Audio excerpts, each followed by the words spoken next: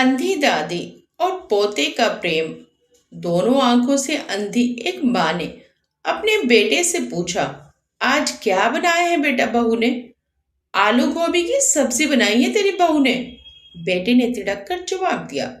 माँ ने कहा, बेटा अब दांत नहीं रहे, मुझसे सूखी रोटी सूखी सब्जी नहीं खाई जाती। ए बुढ़िया, खाना हो तो खा ले, नहीं तो रहने दे। बहू ने भी रसोई से चिल्लाकर कहा, अंधी को भाग लग रहे हैं, जो मिल रहा है उसी पे सबर शुक्र नहीं है। बेटे ने खाने की थाली माँ के सामने पटकते हुए कहा। माँ ने अपने हाथों से थाली को पकड़ा और फिर रोटी और सब्जी को छू कर देखा। माँ का दिल महसूस कर रह गया। मायूस होकर फिर कहा कि अच्छा बेटा, एक गिलास पानी तो ला दे। बेटे ने पानी लाकर माँ के सामने रख दिया। अंधी माँ ने रोटी उठाई और अपनी रोटी के टुकड़े तोड़ तोड़ कर पानी में भिगोने लगी और उन्हें मुलायम शक्कर करके खाने लगी।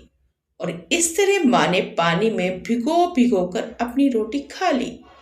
आशा देवी जी की एक आंख में बहुत साल पहले चोट लग गई थी। इलाज भी बहुत कराया पर कोई फायदा नहीं हुआ। धीरे धीरे उस आंख से दिखना बंद हो गया। वो एक आंख से ही देख पाती थी, पर 2-3 साल से दूसरी आंख में भी परेशानी हो गई थी और इस आंख से भी दिखना बंद हो गया था। डॉक्टर को दिखाया तो उसने कहा कि ये आंख बहुत ज्यादा कमजोर हो गई है और इस आंख की नसें भी कमजोर हो गई है। धीरे धीरे इस आंख से भी दिखना बंद हो गया था। दोनों आंखों में काले साए ने जन्म ले लिया था, जो मरने का नाम ही नहीं लेता था। अब आशा देवी को इसी काले साए के साथ जीना था। एक तरफ बुढ़ापे की मार, दूसरी तरफ आंखों में काले साए की मार और तीसरी तरफ बेटा बहू का व्यवहार। बूढ़ी औरत के लिए इससे ज्यादा दुख और जिल्लत की बात और क्या हो सकती थी? जिंदगी उसके ऊपर और क्या क्या सितम ढाएगी? आशा देवी को अपने कानों में अपने पति रमेश जी के शब्द गूंजते हैं। आशा, मेरी प्यारी आशा, मेरी सुंदर सुंदर आंखों वाली आशा। और तभी आशा देवी अपने अतीत में खो जाती हैं। रमेश जी 2 भाई थे। उनके बड़े भाई का नाम दीपक था। दोनों भाइयों की एक फैक्ट्री थी। आशा देवी जी रमेश जी के बड़े भाई दीपक की साली थी। आशा देवी बड़े बड़े सुंदर नयन वाली, घने लंबे काले बाल, गुलाब सी पंखुड़ी वाले होंठ, शीशे जैसे रंग वाली लड़की थी। जो भी देखता बस देखता रह जाता। आशा देवी सुंदर होने के साथ साथ बहुत ही विनम्र और सुशील भी थी। रमेश जी ने आशा जी को अपने भाई की शादी में ही पसंद कर लिया था। रमेश जी और आशा देवी एक ही स्कूल में पढ़ते थे। रमेश जी 12वीं कक्षा के छात्र थे और आशा जी 11वीं कक्षा की छात्रा थी। रमेश जी आशा जी को रोज छुप छुप कर देखते थे। एक दिन रमेश जी ने अपने प्यार का इजहार किया तो आशा देवी ने साफ इनकार कर दिया और धीरे धीरे वक्त बीतता गया। स्कूल के दिन खत्म हुए तो रमेश जी ने अपने माता पिता और अपनी भाभी को आशा देवी के घर रिश्ता लेकर भेजा तो आशा देवी के माता पिता ने भी हाँ कर दी और दोनों की धूमधाम से शादी हो गई। आशा जी और रमेश जी एक दूसरे से बहुत ज्यादा प्यार करते थे। रमेश जी आशा जी को हमेशा बोलते रहते, आशा, मेरी प्यारी आशा, मेरी सुंदर सुंदर आंखों वाली आशा। आशा देवी ने जब अपने बेटे सौरभ को जन्म दिया तो रमेश जी बोले, दत्त तेरी, मुझे तो बेटी की चाहत थी और आ गया बेटा। तो आशा जी ने कहा, मुझे तो मेरा राजा बेटा ही चाहिए था, मेरा राजकुमार, मेरे कलेजे का टुकड़ा। हाँ हाँ भाग्यवान, तुम्हें बेटा चाहिए और मुझे बेटे की माँ चाहिए, रमेश जी ने इतराते हुए कहा। तो आशा जी शर्मा जाती हैं। इस तरह प्यार भरे लम्हों में दिन गुजर रहे थे और एक दिन ऐसा आया जब अचानक से रमेश जी के सीने में दर्द उठा और कुछ कहने सुनने से पहले ही रमेश जी आशा और अपने बेटे को छोड़कर चल बसे। आशा देवी के ऊपर गमों का पहाड़ टूट पड़ा। अभी तो उन्होंने अपने जीवन साथी के साथ जीना शुरू किया था। अभी तो उनकी जीवन की शुरुआत ही हुई थी और अभी से उनका साथ छूट गया था। रमेश की याद में वे दिन रात तड़पती रहती थी और आंसू बहाती रहती थी। उनके टूटे हुए दिल को किसी भी तरह करार नहीं आता था। उनके दिल में हर समय एक टीस उठती रहती थी जो किसी भी तरह खत्म नहीं होती थी। वह दिन रात बस रोती रहती थी। सौरभ अभी 6 वर्ष का ही था। आशा जी के माता पिता और रमेश जी के माता पिता भी अभी इस दुनिया को छोड़कर जा चुके थे। आशा देवी का एक भाई भी था जिसकी माली हालत ठीक नहीं थी। रमेश जी के मरने के बाद उसके जीजा दीपक और बड़ी बहन लता, जो कि आशा के जेठ जेठानी भी लगते थे, का रवैया अब बदल चुका था। रमेश और दीपक की एक जूते बनाने की फैक्ट्री थी। रमेश बाहर का काम देखता था, मार्केट में सैंपल लेकर जाता था, ऑर्डर लेकर आता था और माल सप्लाई करता था, जबकि दीपक फैक्ट्री के अंदर पेपर वर्क देखता था। दीपक फैक्ट्री के बाहर का काम नहीं करता था, वह बस फैक्ट्री के अंदर ही रहता था। रमेश के देहांत के बाद लता और दीपक सब कुछ अपने कब्जे में कर लेते हैं। दो दो रिश्ते होने के बावजूद भी आशा को कुछ भी नहीं देते। वह दोनों घर पर भी कब्जा कर लेते हैं और एक छोटा सा घर आशा को दे देते हैं। लता को भी अपनी बहन पर तरस नहीं आता है। वह भी पैसे के लालच में अपनी बहन के साथ धोखा करती है और अपने पति के साथ मिल जाती है। अब आशा देवी अपने 6 वर्ष के बेटे के साथ तन्हा रह गई थी। आशा देवी को अंदर ही अंदर गम खाए जाता था। वह रोज अपने मन में रमेश जी से बातें करती रहती कि रमेश जी, आप मुझे छोड़कर क्यों चले गए? मैं इस बच्चे की परवरिश अब कैसे करूंगी? हमारे अपनों ने ही हमें धोखा दे दिया। आपके जाते ही सब कुछ खत्म हो गया। एक तो पति के जाने का गम और ऊपर से बहन और जीजा के धोखे ने आशा को निढाल कर दिया था। आशा काफी दिनों तक ऐसे ही सदमे में रहती है, लेकिन जब वे अपने बच्चे को देखती है तो उसे बहुत रोना आता है। अगर उसका बेटा उसके पास नहीं होता तो वे अब तक मर गई होती, लेकिन अपने बेटे के लिए वह जिंदा रहती है। धीरे धीरे आशा अपने आप को संभालती है और आस पास के घरों से कपड़े लाकर सीना शुरू कर देती है। कुछ बच्चों को भी ट्यूशन पढ़ाना शुरू कर देती है। आशा देवी सिलाई कर करके और बच्चों को ट्यूशन पढ़ा पढ़ा कर अपना खर्चा उठाना शुरू कर देती है। उसकी बहन लता और जीजा दीपक उसे कभी आकर भी नहीं देखते। सहारा लगाना तो बहुत दूर की बात है। जब इंसान पर दुखों का पहाड़ टूट पड़ता है तो उसके अपने भी उसका साथ छोड़ देते हैं। यही आशा के साथ भी हुआ था। आशा का भाई एक सज्जन व्यक्ति था, परंतु उसकी माली हालत ठीक नहीं थी, तो वह अपनी बहन को क्या सहारा लगाता? वह तो खुद ही पाई पाई के लिए मोहताज था। उसने लता को कितनी बार कहा कि आशा के साथ धोखा मत कर, उसका हिस्सा उसे दे दे, उसका हक उसे दे दे, लेकिन लता ने उसकी एक भी नहीं सुनी और आशा को कुछ भी नहीं दिया। दौलत ने दीपक और लता को कठोर दिल बना दिया था। उनके हृदय में अब लेश मात्र भी दया नहीं रही थी। उनके हृदय से दया निकल गई थी। आशा पर उन्होंने रहम नहीं खाया। उन्होंने आशा को दर दर की ठोकरें खाने के लिए मजबूर कर दिया। आशा ने धीरे धीरे मेहनत करके अपने बच्चे को अच्छी शिक्षा दी, अच्छा जीवन दिया।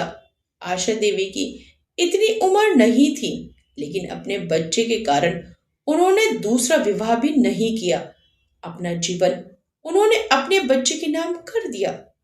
यह सब सोचते हुए आशा देवी अपने अतीत से बाहर आई और आंखों से आंसू टपकने लगे।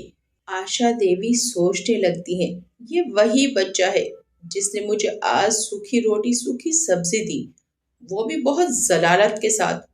मैंने जिसे अच्छा जीवन देने के लिए अपना सब कुछ कुर्बान कर दिया, ये वही बच्चा है। मेरी आंखों में तो अंधेरा है, लेकिन जिसकी आंखें उजाले से रोशन है, उसे अपनी माँ की बेबसी क्यों नहीं दिखाई देती? क्यों नहीं दिख रहे हैं अपनी माँ के वो जख्म जो वो हर रोज देता है? क्यों नहीं दिख रहा वो सितम जो वे और उसकी पत्नी मुझ पर मिलकर करते हैं? आशा देवी की बूढ़ी आंखों से आंसू बहे जा रहे थे। तभी किसी के हाथ उन आंसुओं को पहुंचते हैं। दादी, आप चुप हो जाइए, देखिए मैं आपके लिए क्या लाई हूं। दादी की 17 साल की पोती हनी अपनी दादी के आंसू साफ करती है और प्यार से कहती है। दादी भी बड़े प्यार से कहती है, मेरा बच्चा क्या लाया है? हनी कहती है, दादी मुंह खोलिए अपना।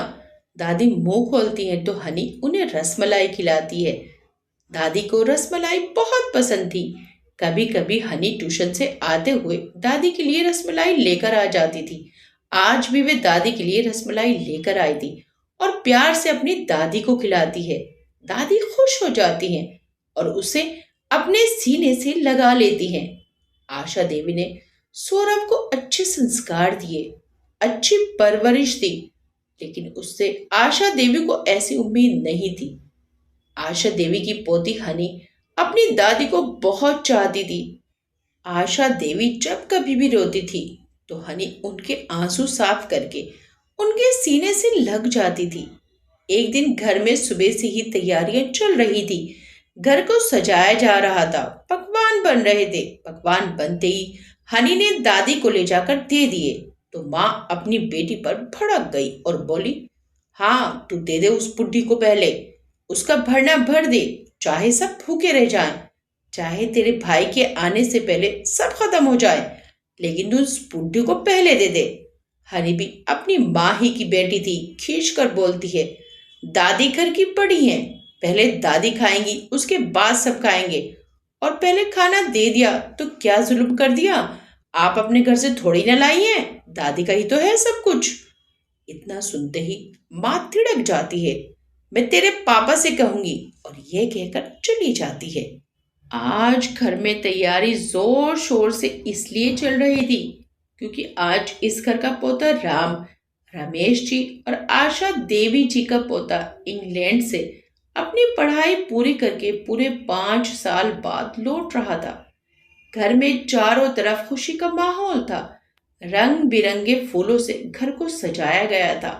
सबने नई नई पोशाकें पहनी, सिवाय आशा देवी जी के, क्योंकि उनके पास केवल 2 सफेद साड़ी थी, जो एक धोई जाती और दूसरी पहन ली जाती थी। आशा देवी अपने हाथों से दीवार पर लगे फूलों को छू छू कर देख रही थी और अपने पोते की आने की खुशी को महसूस कर रही थी। उनका दिल आज बहुत खुश था। आशा देवी जी अपने पोते से बहुत प्यार करती थी और उनका पोता राम भी उनसे बहुत प्यार करता था। इंग्लैंड जाते वक्त भी राम केवल अपनी दादी से लिपट लिपट कर रो रहा था और कह रहा था, दादी सबसे ज्यादा मुझे आप याद आएंगी, मेरा बस चलता तो मैं आपको अपने साथ ले जाता। आज पोते की आने की खुशी में जो रौनक आशा देवी के चेहरे पर थी, वो रौनक कभी स्कूल के दिनों में हुआ करती थी। चेहरे पर भले ही उम्र का पहरा है, लेकिन दिल तो खुशी से झूम रहा था। भले ही चेहरे पर झुर्रियां हैं, लेकिन झुर्रियों के पीछे जो खुशी थी, उसको आशा देवी महसूस कर सकती हैं। घर के सभी लोग जल्दी जल्दी राम को लेने के लिए एयरपोर्ट जाते हैं, सिवाय दादी के। दादी को घर पर ही छोड़ जाते हैं। जैसे ही राम एयरपोर्ट पर आता है, सबके चेहरे खुशी से झूम उठते हैं। राम घर वालों के पास आता है तो इधर उधर देखने लगता है। बेटा क्या देख रहे हो? सौरभ अपने बेटे से पूछता है। डैड, दादी कहाँ है? दादी को कहाँ छोड़ आए? बेटा उनकी तबीयत कुछ ठीक नहीं थी, वो घर पर ही है। राम की माँ ने मुंह बनाते हुए कहा। क्या हुआ है दादी को? राम ने चौंक कर पूछा। तो हनी कहती है, भाई दादी को कुछ नहीं हुआ है।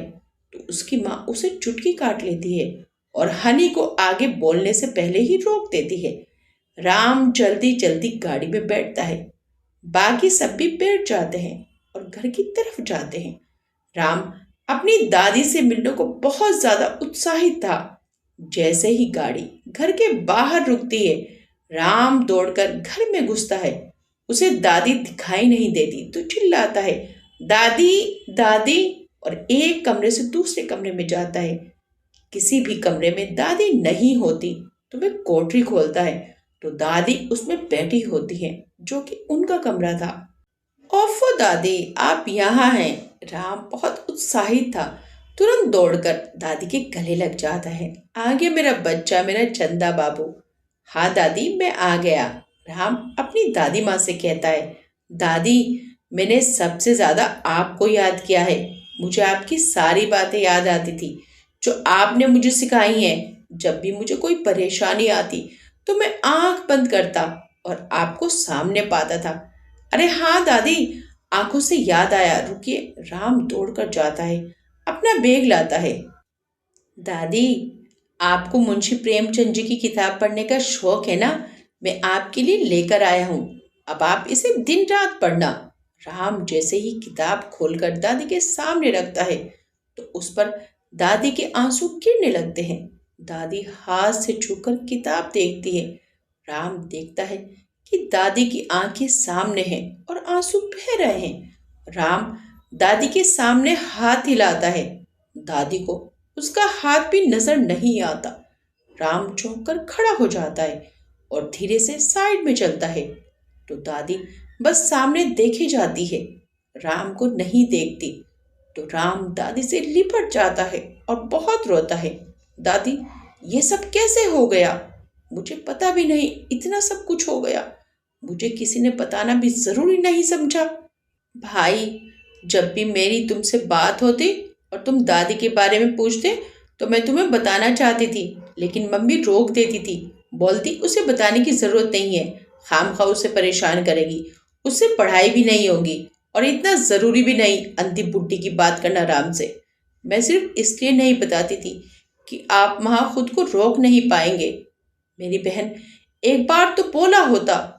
अच्छा, सब लोग जाएं यहाँ से, मुझे दादी के पास रहना है।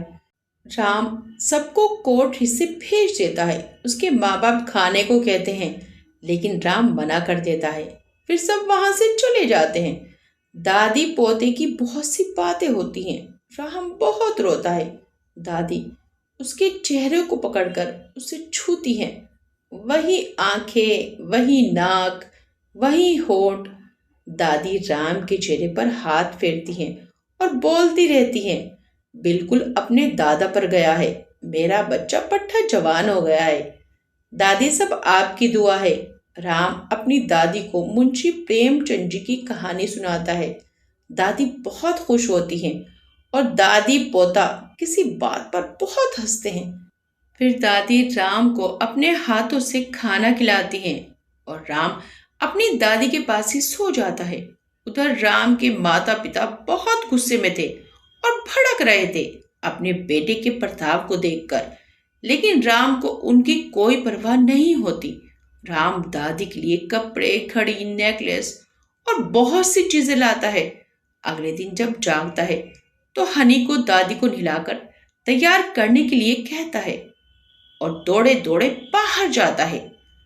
और जब वापस आता है तो देखता है कि दादी तैयार हो गई थी और घर में बवंडर मचा हुआ है। राम के माता पिता राम की दादी को भला बुरा कह रहे थे। राम कुछ नहीं बोलता है, अपना सामान उठाता है और दादी को लेकर बाहर चला जाता है। राम के माता पिता राम को रोकते हैं, लेकिन राम एक नहीं सुनता है, क्योंकि हनी ने राम को सारी बातें बता दी थी कि उसके माता पिता उसकी दादी के साथ कैसा बर्ताव करते हैं। और आज राम ने अपनी आंखों से भी देख लिया था। राम अपनी दादी को लेकर अलग घर में रहने लगता है और अपनी दादी को हर पल खुश रखता है। उधर आशा की बहन लता और जीजा दीपक को उनके कर्मों की सजा मिल रही थी। दीपक और आशा दोनों ही बहुत ज्यादा बीमार रहते हैं।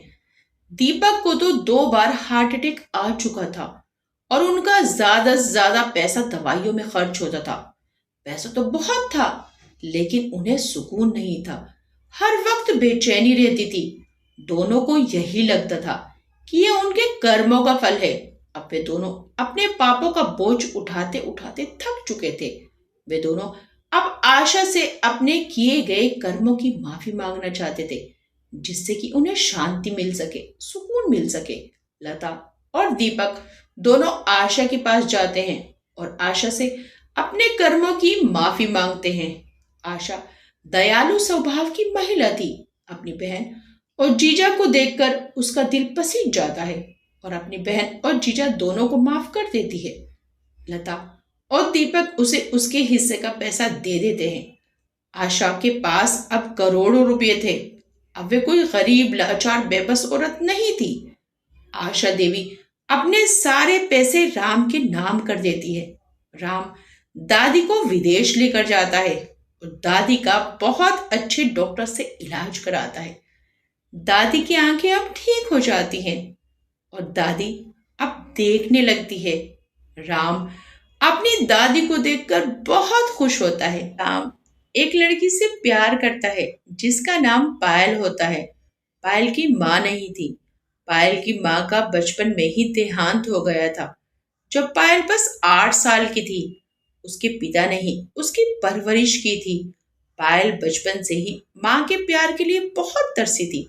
जब पायल दादी से मिलती है तो पायल को दादी में अपनी माँ नजर आती है और वह दादी से मिलकर बहुत खुश होती है। दादी पायल और राम की शादी धूमधाम से करा देती है। पायल और दादी की खूब पड़ती है। पायल दादी की राम की तरह ही सेवा करती है। राम के माता पिता राम के पास आते हैं, लेकिन राम को उनकी परवाह नहीं होती।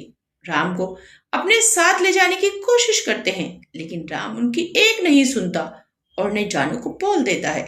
राम, पायल और दादी एक सुखी जीवन व्यतीत करते हैं, लेकिन राम के माता पिता हनी की शादी करके बिल्कुल तन्हा हो जाते हैं और पल पल रोते हैं। ईश्वर ने बेटा देकर भी बेटे का प्यार नसीब नहीं किया। राम के माता पिता ने अपनी माँ के साथ ऐसा किया तो राम ने भी अपने माता पिता के साथ ऐसा करके उन्हें सबक सिखाया। जब कोई अपना हमारे साथ ऐसा व्यवहार करता है तो हमें कैसा महसूस होता है, यही उसने अपने माता पिता को महसूस कराया। अपने कर्मों के फल हमें इसी जीवन में भुगतने पड़ते हैं। अच्छे कर्म करेंगे तो हमें अच्छा फल मिलेगा और बुरे कर्म करेंगे तो हमें बुरा फल मिलेगा। यही प्रकृति का नियम है, जैसी करनी वैसी भरनी। आपको ये कहानी कैसी लगी हमें कमेंट करके जरूर बताइएगा। वीडियो अच्छी लगी तो वीडियो को लाइक शेयर सब्सक्राइब करना मत भूलिएगा। मिलते हैं नेक्स्ट टाइम एक अच्छी सी कहानी के साथ। Till then bye bye.